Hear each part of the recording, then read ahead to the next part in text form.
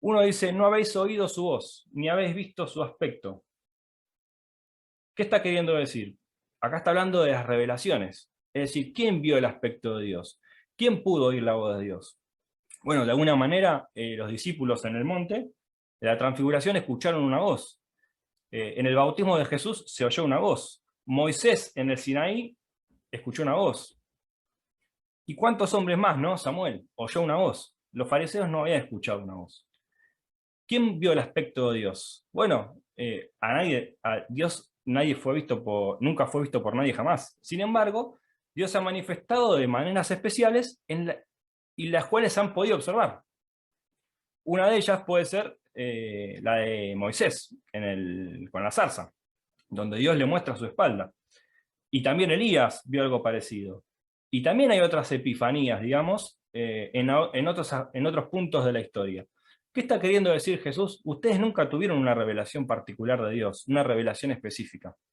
Y a continuación les dice, ustedes no tienen su palabra morando en vosotros.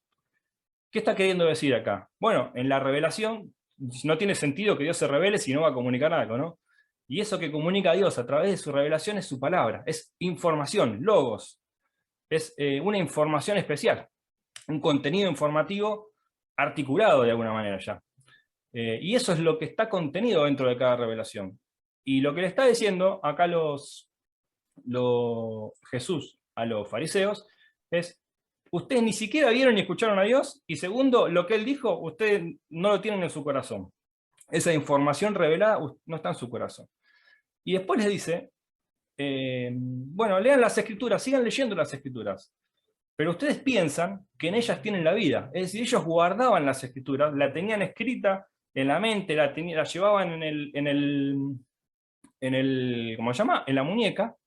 Sin embargo, ustedes piensan que ahí está la vida, pero no, la vida no está ahí, les dice. La vida está en mí. Las escrituras dan testimonio de mí.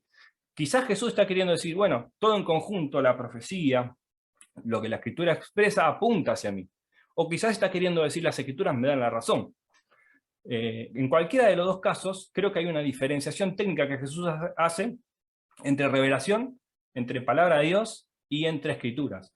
Y esta distinción se lo va a ver cada vez que Jesús habla de palabra de Dios y habla de escrituras. Por ejemplo, no sé, en la tentación, donde Jesús dice, escrito está, escrito está, escrito está, y después dice, no solo de pan vivirá el hombre, sino de toda palabra que sale de la boca de Dios. Y cuando uno va a ese texto, puede hacer un exégesis, la palabra de Dios es la que está contenida en revelaciones específicas. Y cada vez que Jesús habla de palabra de Dios, habla en estos términos. Nunca los confunde. Ni siquiera la Biblia en general los confunde. ¿Por qué? Porque no había en ese momento una sinonimia entre el concepto de logos y el concepto de escritura.